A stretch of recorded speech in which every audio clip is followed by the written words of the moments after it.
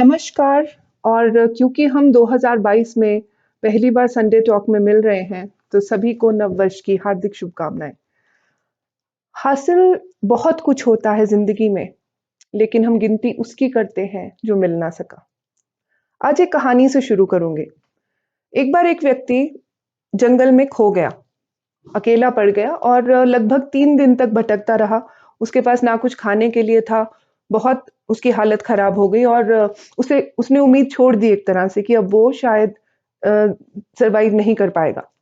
अचानक उसे एक सेब से लदा हुआ वृक्ष मिलता है।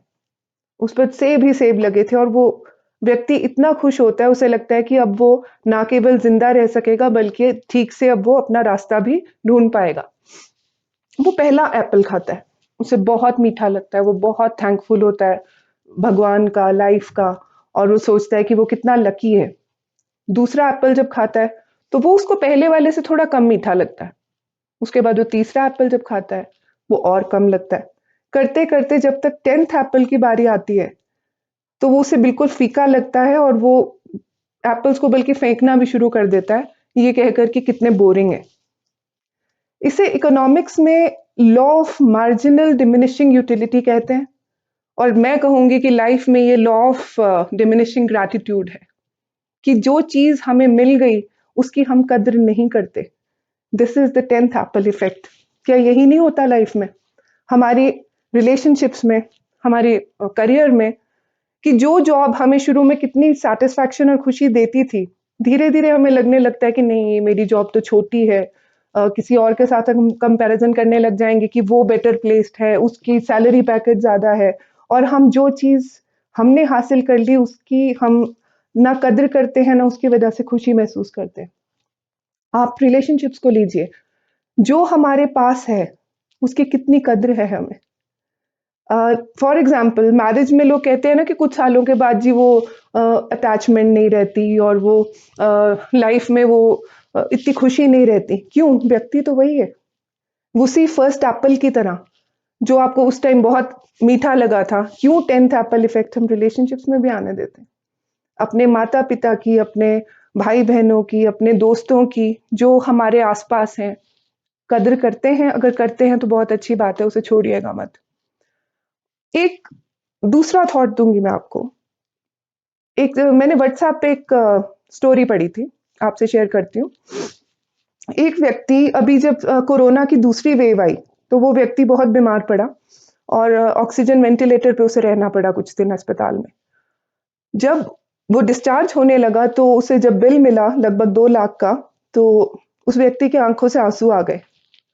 डॉक्टर्स को लगा कि शायद वो अफ़ोर्ड नहीं करता और वो इतना परेशान क्यों हो रहा है। डॉक्टर्स ने कहा कोई बात नहीं, हम लोग आपकी मदद करेंगे बिल को कम करने में।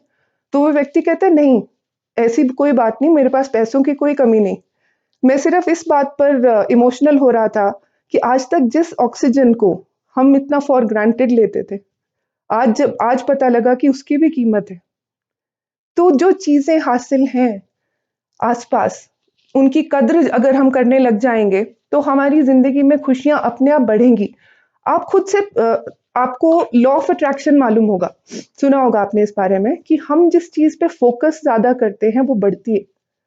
तो अगर हमारे पास जो चीज़ है, हम उसके लिए अगर ग्रेटफुल होंगे, ग्रैटिट्यूड महसूस करेंगे, अपने आप चीज़ें बढ़ने शुरू हो जाती हैं। ये एक लॉ है, it is universal phenomenon that if you feel grateful for the things that you have, you will have more things to be grateful for. मतलब कि आप जो चीज़ है, उसकी अगर कद्र कर रहे हैं, तो आपको और ऐसी चीज़ें मिलेंगी जिसकी आप कद्र कर सकें।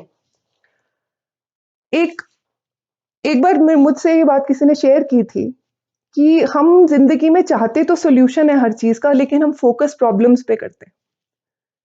क्योंकि हमारा जो सबकॉन्शियस माइंड है, शायद आप सबने वो बुक पढ़ी हो, the power of subconscious mind. उसमें ये चीज़ साफ-साफ बताई गई है कि हमारा सबकॉन्शियस माइंड इतना पावरफुल है कि वो कोई भी चीज़ अचीव कर सकता है, लेकिन वो येस या नो नहीं समझता। आप खुद से देखिए, अगर मैं आपको कहूँ कि आप अभी पहाड़ के बारे में सोचें, ठीक है? तो आपके माइंड में एक पहाड़ की इमेज आ जाएगी। अब मैं कहूँ कि आप बंदर के बारे में ना सोचें, आप तब भी आपके सामने बंदर की इमेज आएगी। दैट मीन्स वो येस या नो नहीं, वो चीज को समझता है। और जिस चीज को आप कॉन्सेंट्रेट करते हो जिंदगी में, वो कहते हैं ना कि आप शिद्दत से कुछ चाहो तो कायनात उसे मिलाने में लग जाती है, ये कोई फिल्मी डायलॉग नहीं है, ये सच्चाई है। कई बार हम कहते नहीं कि जी जिसका डर था वही हुआ, क्योंकि आपने अपना फोकस ही उस चीज पे डाला था। So focus on the positives. अब हम बात कर रहे थे ग्रैटिट्यूड की। तो ग्रैटिट्यूड का attitude, the attitude of gratitude, ये कैसे डेवलप कर सकते हैं? सबसे पहले तो अगर प्रैक्टिकली आप करना चाहें तो आप एक ग्रैटिट्यूड जर्नल लिख सकते हैं, रख सकते हैं। दैट मीन्स कि जरूरी नहीं पेन कागज से ही, आजकल तो आप फोन में भी कर सकते हो कि हर महीने, हो सके तो हर हफ्ते लिखें कि आप कौन कौन सी चीजों के लिए ग्रेटफुल हैं लाइफ में। अब आपको लगेगा कि ऐसी क्या चीज है, काउंट करिए। सबसे पहली चीज कि इतनी बड़ी महामारी आने के बाद भी जीवित है, हेल्दी है। हेल्थ से बड़ी तो कोई नेमत नहीं है, उससे पूछिए जिसकी हेल्थ खराब हो। उसके बाद आपके पास हैप्पी रिलेशनशिप्स हैं, आपके सर पे छत है। अब ये चीजें जिनके पास नहीं है वो इसकी कद्र समझते हैं। आपके पास खाने के लिए, आपके पास खाना है, आपके पास अच्छा करियर है, आपके पास जॉब है, चाहे छोटी बड़ी जैसे मर्जी है, और आपकी समाज में इज्जत है। लग्जरी अगर कोई है तो वो तो एक बोनस हुआ। तो अगर आप रियलाइज करने लगे कि जो चीजें हैं, और उसके बाद अगर देखें कि कौन सी चीजें नहीं हैं, तो वो शायद कोई दो तीन होंगी। पर हमारा ध्यान उन दो तीन चीजों में ऐसा जाता है कि most of the life we just feel discontented always. आप मेरी बात मान के देखिए, इस बार आप उन चीजों के लिए खुश होना शुरू हुए जो है आपके पास। आप देखिएगा खुशियां कैसे बढ़नी शुरू होंगी, और जब बढ़ेंगी तो आप उसे बांट भी पाएंगे। दूसरा स्टेप होता है कि अपना ग्रैटिट्यूड एक्सप्रेस करो। जिनके लिए आप थैंकफुल हो, क्या उन्हें बताते हो? कभी जाकर अपनी वाइफ को कहें कि उनके होने की वजह से आपकी जिंदगी कितनी अच्छी है। अपने दोस्तों से कहें कि थैंक यू, तुम्हारे होने की वजह से I feel safe and secure. आपको कोई थैंक्स करे, आप जिंदगी भर याद रखते हैं ना उसे, तो आप खुद क्यों नहीं करते? क्योंकि एटीट्यूड ऑफ ग्रैटिट्यूड एक इंसान को बहुत समझदार और वाइज बना देता है। और किसी को थैंक्स ना करना इस तरह से कि आप किसी के लिए गिफ्ट लेके रखें, उसे रैप करके रखें पर उसे दे नहीं। So just start expressing that gratitude, let the other person feel good about himself. उसके बाद जिंदगी में छोटी छोटी चीजों को सेलिब्रेट करें, सेलिब्रेट स्मॉल थिंग्स। हम हमेशा वेट करते हैं कि कोई बड़ा इवेंट होगा तो मैं उसे सेलिब्रेट करूंगा, नहीं। कोई भी चीज, आज मैंने किसी की हेल्प की, सेलिब्रेट थिंग। एक कप चाय खुशी से इस बात पे पी लें।